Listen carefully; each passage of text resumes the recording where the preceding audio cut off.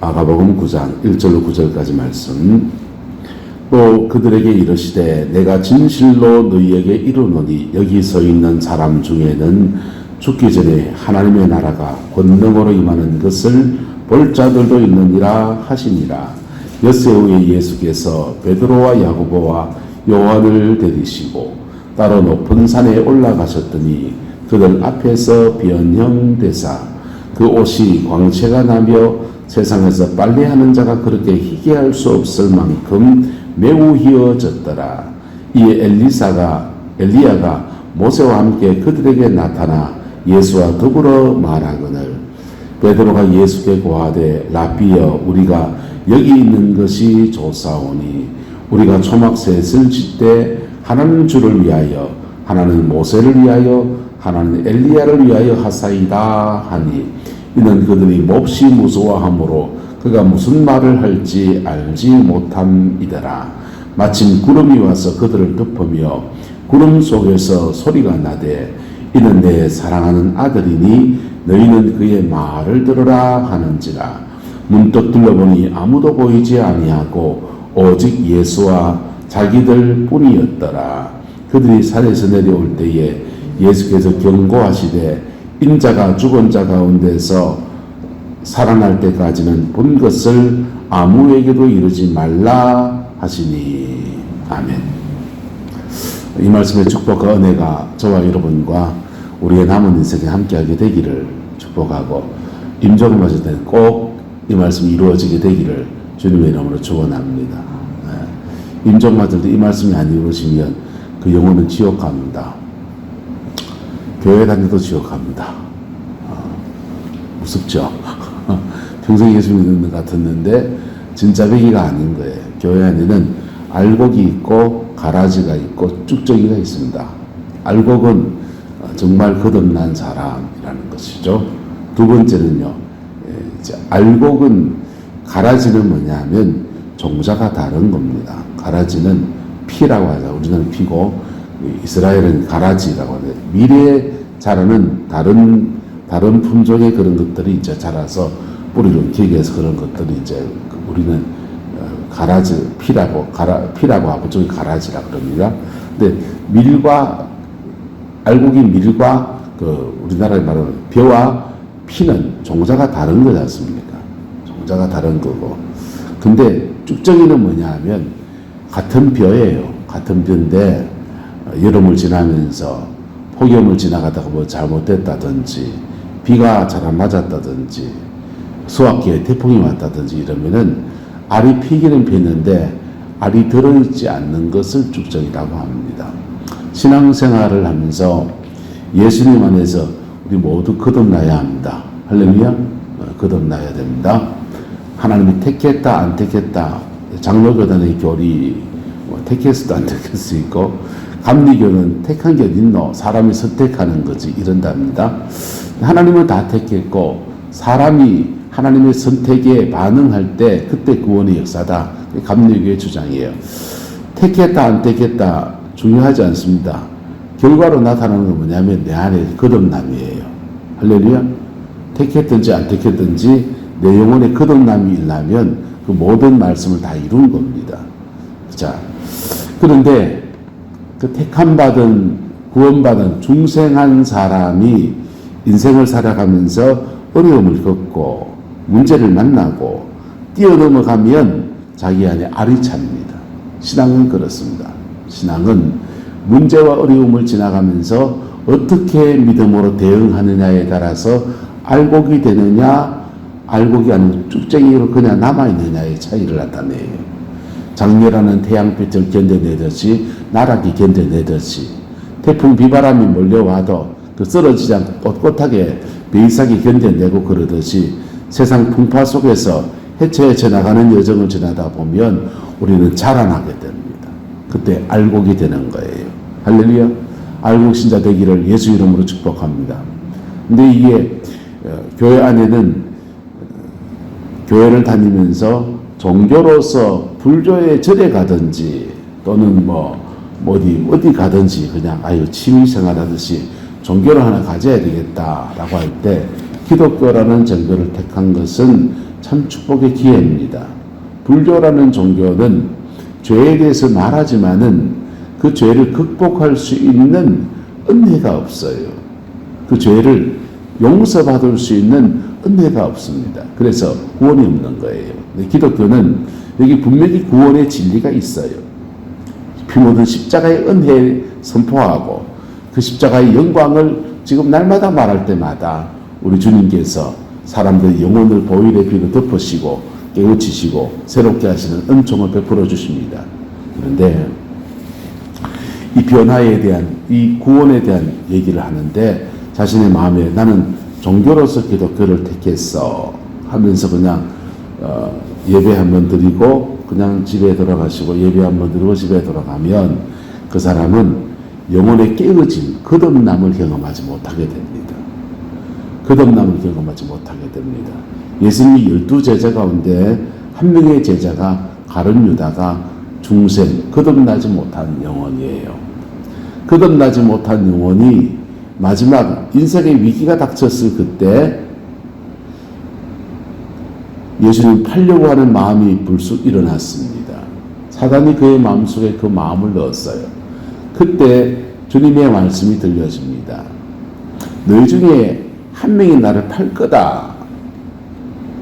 그러니까 사람들이, 제자들이 그래요. 주님, 저는 아니지에, 저는 아니지에 갑니다. 저는 아니지요, 아니지요. 유다도 아마 저도 아니지요, 이렇게 얘기했겠죠. 주님 아무 말씀 안 하실 수 있습니다. 그래도 회개하지 않을 때 마음을 자신의 주여 나는 죄인으로서이다. 이 한마디로 시작되는 거예요. 할렐루야. 근데 그러지 않을 때 예수님께서 나와 함께 그릇에다가 손을 넣는 사람이 그다. 그럽니다. 빵그릇에다가 빵을 집어 먹는데 베드로의 유다의 손과 예수님의 손이 겹쳐 빵그릇에 들어간 겁니다. 나와 그릇에 같이 손 넣는 사람이 크다 하면서 유다를 콕 집어서 얘기합니다. 그래도 회개 안 합니다. 이러고 있습니다. 그때 주님이 집었던 떡을 유다의 입에다 넣어줘요. 유다의 입에다 넣어줍니다. 우리는 성만찬을 할 때 앞에 나와서 분병분자를 그냥 나와서 주워 먹기도 하고 돌아다니면서 이렇게 나눠주는 것, 예수님의 살입니다. 예수님의 떡입니다. 이렇게 먹기도 하는데 주님이 지금 떡을 집어다가 유다의 입에다 넣어줍니다. 세모이 주듯이 넣어줍니다. 이거 성만찬이에요. 주님이 떡을 집어서 유다의 입에다 넣어줄 때 그때 영혼의 터치가 일어나는 겁니다. 그 떡과 함께 예수님의 살, 예수님의 피, 성령이 회개하지 않는 육자의 육체 속으로 들어가는 거예요. 떡과 함께. 우리 장로교단에 성만찬 교리를 믿습니다. 영적 임재스라고 그래요.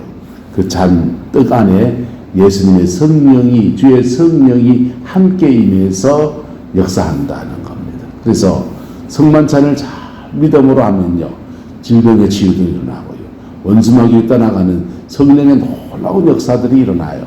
근데 예수님께서 가룟 유다에게 떡을 집어서 유다의 입에다 넣어주면서 성만찬을 해주고 계십니다. 근데도 그가 회개하지 않을 때 그는 밖으로 뛰쳐나가 버려요. 예수님이 계속 자기에게 너희 중에 한 명이 나를 팔리라, 나하고 떡 먹는 사람, 그 사람 크다, 자기를 지적했잖아요. 그리고 그 떡을 집어다가 입에다 넣어줄 때 성령이 그렇게 임하시는 것이 부담스러운 거예요. 부담스러운 거예요. 그래서 밖으로 뛰쳐나갔더니 마비답이 되어버렸습니다. 그리고는 대제사장에 달려가서 예수님 팔아치우는 일에 앞장서게 됩니다. 오늘 이 말씀 나눌 텐데 지사님은 못 들은 걸로 오늘 대화나 좀 이렇게 풍성하게 해서 말씀 나눌 거예요. 자, 그런데 이런 여정, 그때 가룟 유다가 자신의 인생에서 죄의 유혹이 확 밀려올 그때 주여, 알고 보니 다른 사람이 죄인인 줄 알았는데 내가 죄인이네요 라고 자백하고 나섰으면 그는 중생 거듭남의 역사가 일어납니다. 할렐루야. 그래서 가라지가 알곡으로 바뀌는, 곡식으로 바뀌는 놀라운 축복의 역사가 그렇게 시작이 되는 거예요. 그래서 은혜는 바꿔볼 일입니다. 할렐루야. 은혜는 바꿔볼 일이에요. 그런데 그 은혜 받은 사람이 인생 풍파를 지나가는데 믿음으로 대응하느냐 안 하느냐. 믿음으로 대응하는 게 뭐냐. 찬양이 잘 나오고 있습니다. 할 수 있다 하시니는 나의 능력. 누구 하나님? 주 하나님. 그 가사를 보면요, 믿음만이 능력이라 하시네. 어떤 일은 믿음으로 그냥 지나가는 거. 그 다음은요, 희생만이 능력이라 하시네. 그때는요, 주님 내가 십자가 지게요 하면서 그냥 희생하며 툭 지나갈 때 그 문제를 지나가면서 나는 알곡이 되고, 문제는 내가 희생했더니 문제가 다 풀어져 버리는 역사를 경험합니다. 세 번째는요, 사랑만이요. 사랑하기 어려운 사건이 펼쳐지지 않습니까? 교회 안에서, 가정 안에서. 그때 사랑만이 하면서 주님 내가 못 사랑한 거 회개합니다 이러면서요, 사랑하려고 몸부림치면요 이상합니다. 풍파는 사라져버리고 하나님이 주는 놀라운 은혜의 역사가 그 가정 안에 더해지. 근데 그때 내 영혼은 뭐가 된다고요? 알곡이 됩니다. 뭐가 된다고요? 알곡이 됩니다. 근데 요 여정을 못 지나가면 종자는 곡식인데 분명히 시방이 외치고 수분을 해서 이래 나랑 이게 쭉대기로 쭉 올라와 있는데 알이 안 차버립니다. 신앙에 알이 안 차요. 신앙에 자라남이 없는 거예요. 열매 없지요. 가을 이렇게 되면 구름포에서 보니까 나락별 될 때 태풍이 막 와서 물에 막 푹 젖어가지고 이제 고개 막 젖어가지고 이제 그 누군 것들을 보면서 사람들이 그래요. 아유 목사님 차라리 누군 게 나으신데 배기는 힘들지만은 누웠다 가는 거는 알이 들어가 무겁다 가는 거 아닙니까? 무겁은 넘어졌죠. 알이 들어있는 거고요. 저 뻣뻣하게 있는 저거는 저거 나락 투자해봐야 다 뚝배기밖에 없어요. 그러면서 원래 농사 헛농사시더 이럽디다. 여러분 신앙 안에서는 알곡이 있고 가라지가 있고 쭉정이가 있고 우리 눈에 보이긴 다 똑같이 보여요. 근데 임종을 맞이할 때는 알곡과 가라지와 쭉정이는 완전히 가는 길이 달라요. 쭉정이는 주님이 알이 차게 하려고 자꾸 연단이나 어려움이 자꾸 옵니다. 예, 그가 뭐 되게 하려고, 알곡되게 하려고. 그래서 쓰레기차 연단 자꾸 피해 다니면요, 쓰레기차 피하려다가 어디 친다? 똥차에 치는 수가 생긴다는 거죠. 뭐 호리 여우가 무서워서 도망갔더니 늑대 호레에 만난다 하듯이 자꾸 어려움이 자꾸 들닥친다. 하나님은 우리를 고난만 시키고 고생만 시키는 분이 아니세요. 일정 기간 연단하셔서 복되게 사용하시는 분이지. 근데 계속 연단받는 사람들은 도망다니는 사람들입니다. 십자가 앞에 정직하게 그냥 콱 부딪히면서 한 번 죽지 두 번 죽나 하면서 그래 사는 사람들은요, 연단이 확 지나가 버려요. 할렐루야. 그래서 연단 지나가면 나는 알곡되고, 그 다음요, 알곡된 사람들은 하나님 나라의 선한 도구로 사용되어지는데, 그 다음 알곡된 사람들은 어찌해야 되느냐? 알곡된 사람은 성경 말씀대로 다음 따라합시다. 하늘의 밀이 땅에 떨어져 죽지 아니하면 하늘 그대로 있고, 떨어져 죽으면 많은 열매를 맺느니라. 알곡된 사람들은 그 알곡된 자기를 자기 가정에 심는 겁니다. 알곡된 자기를 목사인 저는 교회에다 심는 겁니다. 내가 그때같이 알곡인데 내가 이래봬도 대학원을 공부를 하고 KH에 그 석사학위를 2개 가지고 있습니다. 상담학 석사도 가지고 있는데 내가 이것들 위해서 썩어져야 돼 이러면은 열매 없는 거예요. 예, 그냥 내게 주신 자리 안에서 썩어지는 겁니다. 희생하는 겁니다. 그럴 때 하늘의 미래 희생 안에서 많은 열매를 맺는 역사가 나타나는 겁니다. 가장 가까이는 가정 안에서. 어디에서? 가정 안에서. 그 다음요, 내게 주어진 삶의 사역 자리 안에서. 하나님 나라 안에서 열매 맺는 방법이 뭐냐? 첫 번째는 내가 알곡이 되는 겁니다. 내가 알곡이 되는 겁니다. 먼저 내가 알곡이 되고, 알곡된 내가 어떤 때는 믿음으로 뚫고 나가고, 어떤 때는 사랑으로 섬겨나가고, 어떤 때는 내가 희생하지 이렇게 나갈 때 할 수 있다 하신 이에 주의 능력이 함께하면서 그 문제 속에서 아름다운 열매들을, 복된 열매들을 많이 맺게 됩니다. 할렐루야. 근데 지금 변화에서 얘기하는데, 자, 이렇게 알곡된 사람들은 임종을 맞을 때 정말 그 영혼을 성령 안에서 천사들이 데리고 온다든지, 또는 예수님이 직접 오셔서 그 영혼을 맞이하는 아름다운 임종의 영광을 맞이해야 됩니다. 그래서 구약 성경에 보세요. 야곱 같은 사람은 그 임종의 때에 그 사람은요, 마누라 4명이 두고요, 이 인생사 풍파를 다 거친 사람이고요. 그런데 그 자기도 죄가 없겠습니까? 연약함도 있고요. 그런데 임종을 맞을 때는 얼마나 성령 충만한지 자기 12 아들들을요, 한 명 한 명 이름 불려서 축복하는데 그 예언의 축복대로 다 이루어졌어요. 왜 그러냐? 성도가 임종할 때 성도에게는 하나님이 100% 완전한 거룩함, 성령의 거룩함을 주셔서 자신의 죄와 모든 것 떨쳐버리고서 하나님 앞에 당당하게 서게 하시거든요.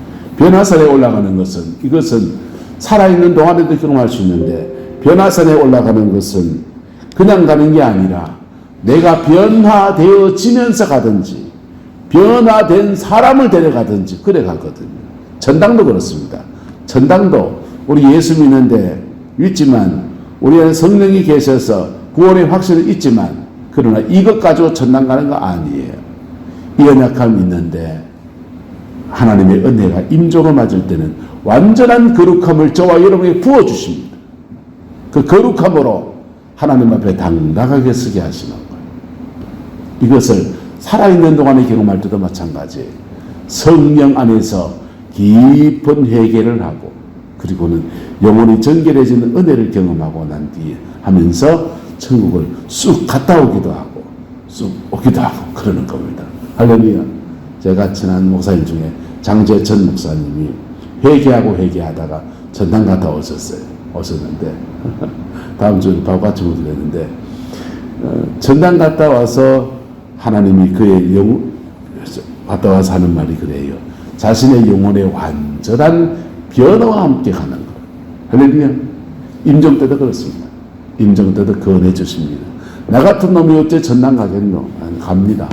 나 같은 놈이 갑니다. 우리 같은 사람을 하나님이 거룩하게 하셔서 갑니다. 그냥 가는 게 아니라 거룩하게 하셔서 갑니다. 그 은혜 아래에서 알곡의 영광과 알곡의 축복이 우리의 남은 인생에 가득하게 되기를 예수님의 이름으로 축복합니다. 기도하겠습니다. 좋으신 아버지 하나님, 주님의 은혜와 사랑을 감사합니다.